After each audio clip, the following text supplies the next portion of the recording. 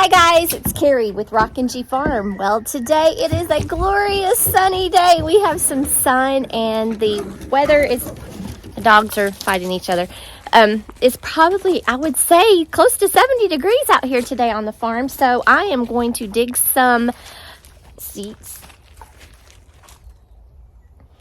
I'm going to dig some holes for some trees that I'm wanting to plant because the ground is super soft because of all the rain and the defrosting of the ice. So I'm going to get that done today. So we're going to plant a eastern redbud and maybe a Washington hawthorn and a white flowering dogwood. We're going to plant some of them right over there by the gate and maybe some of them way down there by that gate. So come along with me in this glorious sunshine today and let's get some trees planted on the farm.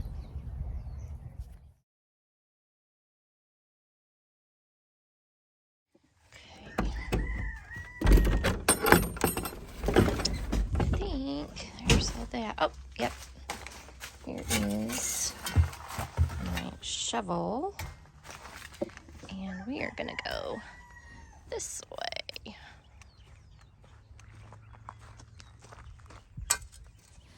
Okay, I'm here at the gate, and so what I'm going to have to do, I'm going to need to move this galvanized trough that I've been growing some flowers in just a little bit because this is the area that I want that eastern redbud in. And guys, if you don't know what a redbud tree is, in the spring, when you see all of these purple trees with flowers just dotted everywhere amongst other trees, and you're like, what is that?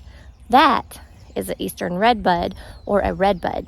They are absolutely amazing. Beautiful color in the spring, beautiful color in the fall. Absolutely a great addition to your property. So the eastern redbud gets about 25 to 30 feet wide and about 25 feet tall, but they are not a thick shade tree. They have sparsely grown limbs, and so they give a little bit of dappled shade. We're just going to move this out a little bit if I can. It might be too heavy. Move, lady. 9.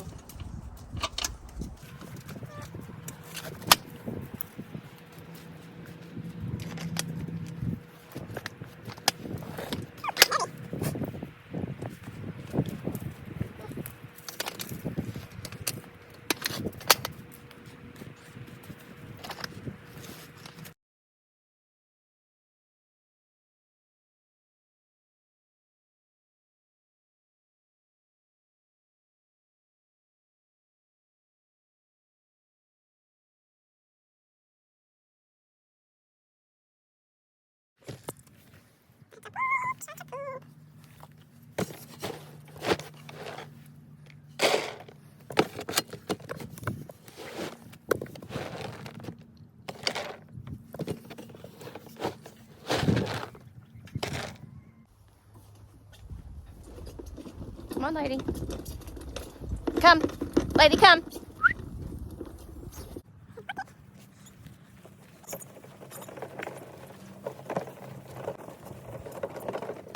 Some of you might know from last summer where I got these trees from. My dad was a donator to the Arbor Day Foundation, and so every year he would get like 10 to 12 trees for free.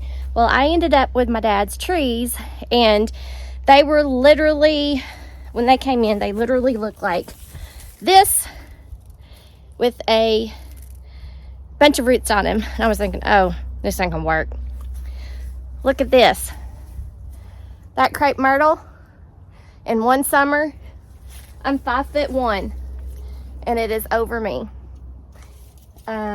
There's a second crepe myrtle. This right here is the redbud that we are doing, and it's a good 3, almost 4 feet. And then let's see, there is a crabapple, which I'm not planting out today. Our flowering dogwoods are really small. I might not put those out today. I did dig a hole for the flowering dogwoods, but I think I'm going to leave them in here till summer or closer to mid-spring. But these red buds, these hawthorns, they are totally amazing. So those, I'm going to get those out and let them get acclimated to their new area here on the farm. Okay, so I just got something that's going to be a little bit easier for me to dig in and grab this red bud. And it is an eastern red bud. I think I've been saying western, but it is an eastern red bud. Ooh, wow. We got some root. I'm gonna have to tump it. I'd rather tump this puppy and break them apart.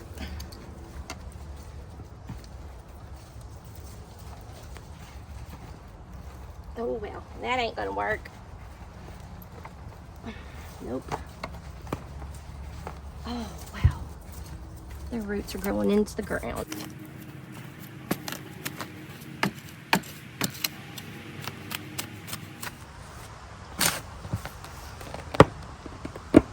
Do you hear that? Those roots were growing out the bottom of the bucket.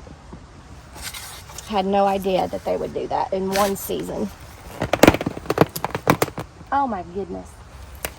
That redbud's roots are all the way out. Wow. Wow. Amazing.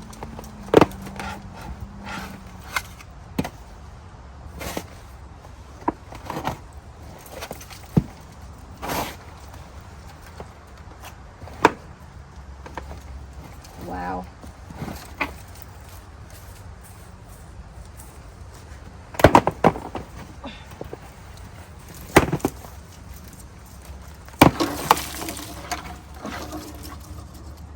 Oh, wow. Wow. Wow. Oh, wow. Wow, oh, wow is all I can say. I'll pull y'all over here, see if y'all can see this. See those? This right here is the eastern redbud. Right there. You can see that. That is already up and under. So if we can get them to not shock too much, we can get them great. Oh my gosh. All I can say is wow. Oh wow. Oh wow. I don't know if this is going to come out, how these are going to happen. I might spend more time than what I'm planning today, but let me spin this around so you can see that. Look at all that, all those roots. I had no idea that they would do this in one season. I thought that they would possibly grow a couple of inches, not have their roots coming out of every hole in the bottom of my bucket. So I don't know if they're gonna make it with me tearing them up, but this right here is that red bud, and look, it's in the ground, like right here. Wow. Chop the roots and hope for the best. Wow. Wow. Wow, wow. Let's dig those roots up and maybe I can pull them through. Let's see. Wow.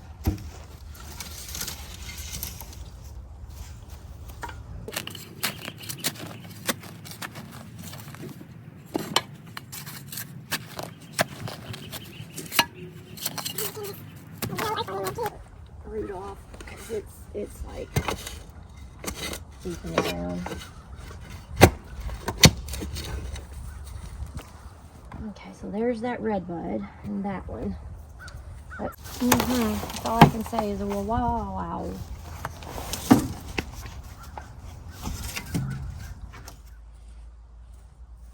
Look at that root.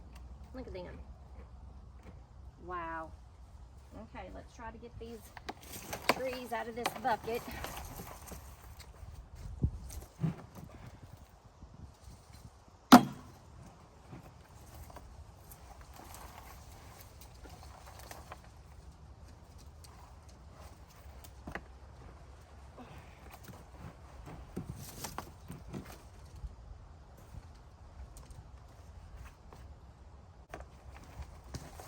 Okay.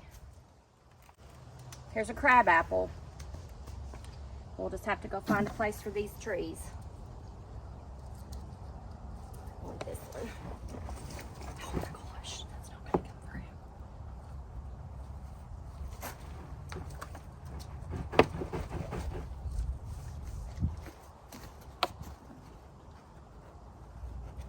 We're just gonna have to cut that off. I'm not gonna be able to do that.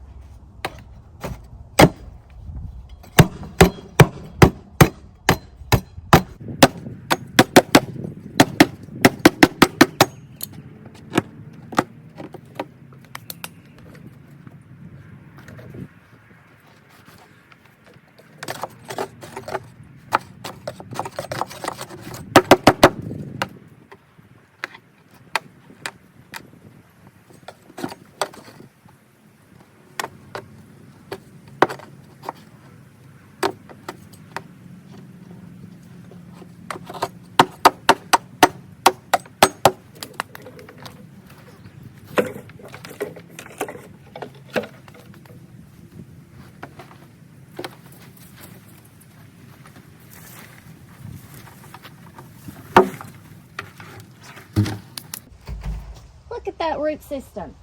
Look at that. That root is the size of my pinky around. Amazing. Oh, wow.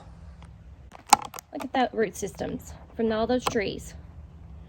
Amazing. That bucket I had compost, manure, potting soil. I really amended that bucket really well. And that's what you get when you feed your plants. You get awesome roots and awesome growth. So let's hopefully, cross our fingers, save these trees for this year. Okay. Let's try to go from the outside and see what we can get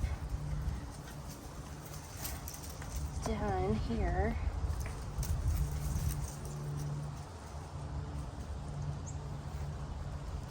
Freaking amazing. Good thing they're dormant.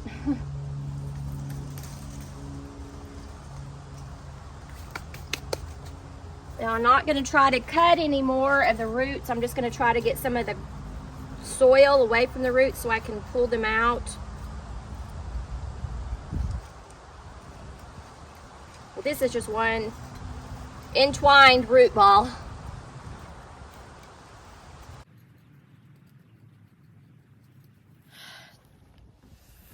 Hey friends, that took a little longer than what I thought, but this is one of the root systems off of one of my redbuds. So evidently redbuds and crepe myrtles both get like massive root systems. If you can see right here where that is kind of twisted off, those actually grew into the crepe myrtle and I had to twist it off.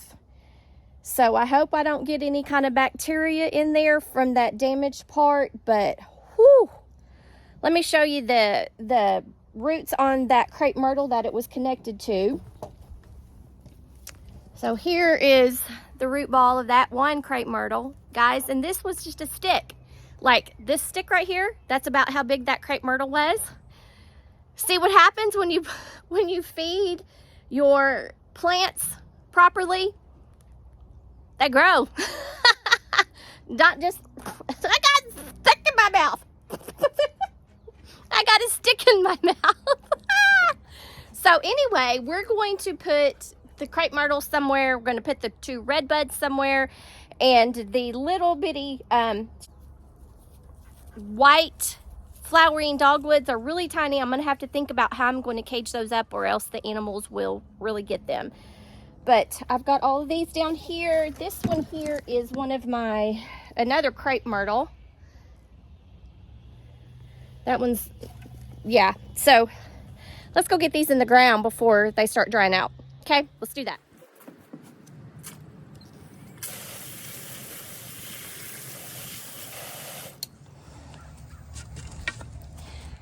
Okay guys, I thought my root ball was going to be a lot smaller than what it is, so I'm going to have to widen and maybe deepen this just a fraction.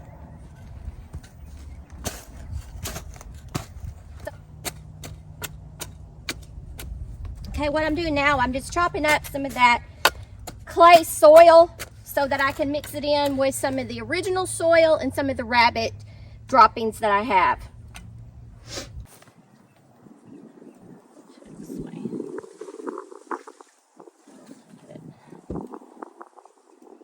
That way.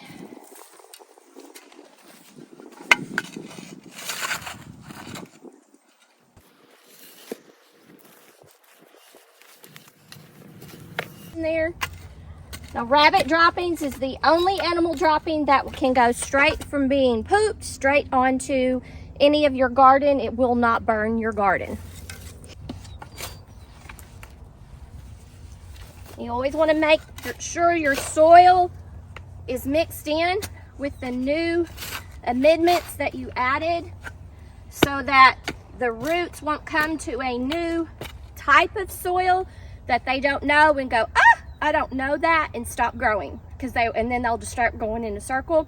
They need to know a little bit of the new soil that's in the ground, a little bit of the old soil, and the little amendments you add. Mix them all together so they're used to all those soil types, and then plant.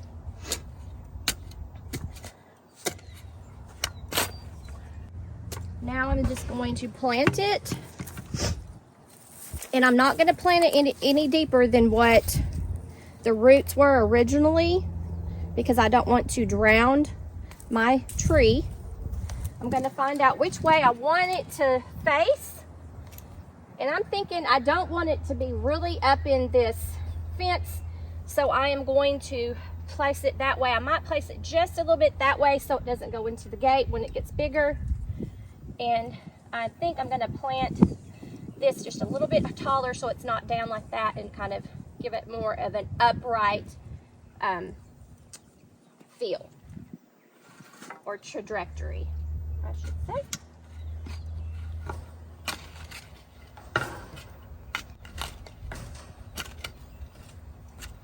Get some soil underneath those roots down there. Tag up.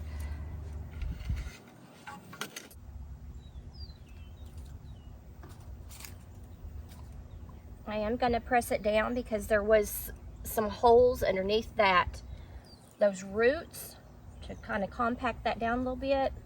Not too much because I don't want it compacted too much because of this clay soil. Then we're just going to backfill.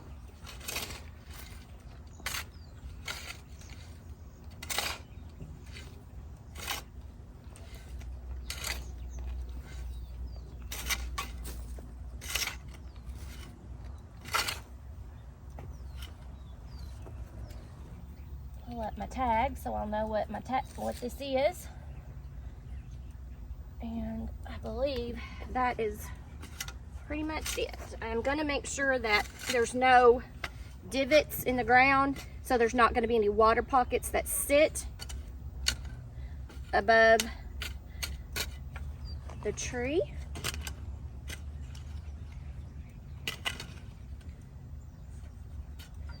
Okay, now I'm gonna have to go find something to put around this, or else my dog will come and chew it up. So let me go find that, and we'll come back and we'll protect this little eastern redbud, and hopefully next summer we'll have some good purple flowers on it, and I will update you then. If it comes up with a little bit of purple flowers this summer, I will show you too. Okay, let me go get something to protect it with. There is my eastern redbud.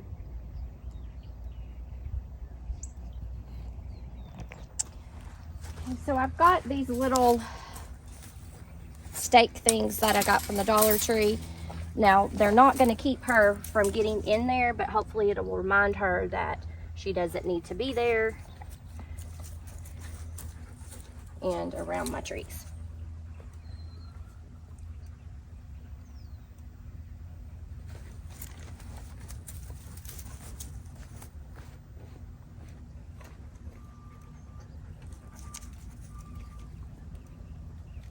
And I'm also going to get this rock and put it probably right about here, since that's someplace she might dig, and we'll just keep that there. Okay, so I did decide I'm going to go ahead and plant this white flowering dogwood. It does have some good roots. I've got an idea of something to protect it from the dogs. So let me get planted on that and I'll show you what we're doing with this little white flowering dogwood. Okay, I have plenty of space because this one is small. So I'm just going to go ahead and get some of this original soil and the rabbit droppings and put in here. Now I'm going to do the same thing I did with the eastern redbud, and I'm just going to mix some of the original soil with the soil from the hole so that the roots won't get too much of a shock from touching new soil when they start to grow. They like to stay in their native soil that they've been growing in, and when you change them up, if you just put them in soil that is not amended or just totally different and not add some soil that it came from, the roots tend to get to the edge of the hole and go, I don't know that new soil that I'm touching, and stop growing out and start going back in circles.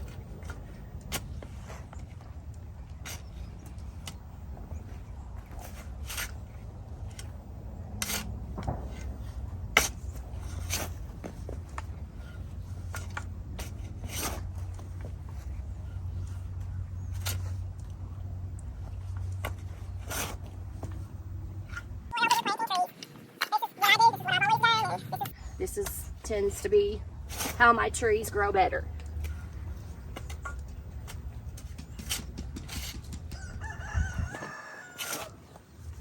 Okay, let's get my little white flowering dogwood. And it's got some new growth on it and new buds coming up here, so hopefully it will decide to like its new place to live and grow big and large with lots of flowery flowers in the spring.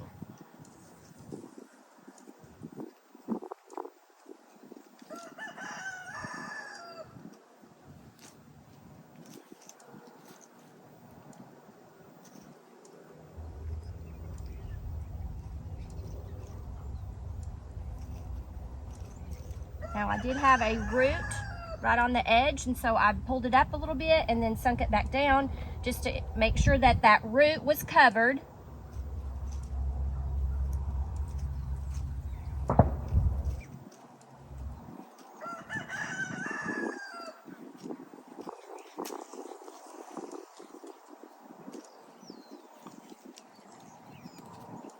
I'm just going to give it a little tap. I'm not going to tap it a lot like I did the other one because there were no jangled roots, and so I could lay them out and they could be in contact with the soil automatically. Okay, now this is what I'm going to try. Hopefully it'll work to keep the dog out of it, and when it starts to get pretty outside we'll remove it. But for right now I want to hopefully get the roots established. So it's just an old top of a chicken feeder, perfectly fits down on there. I'm just going to kind of push it down in the soil, and hopefully that will deter Miss Lady from getting on my trees. I'm going to put a rock around it. Hopefully she will not want to dig around the rocks. We'll see.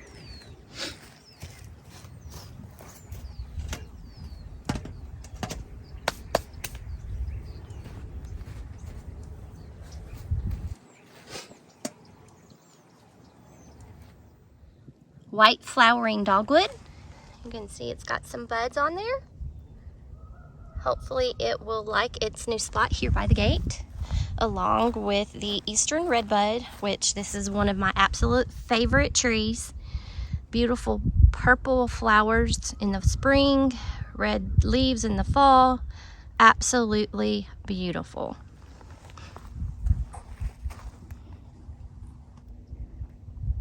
Thanks for watching, and make what you have beautiful.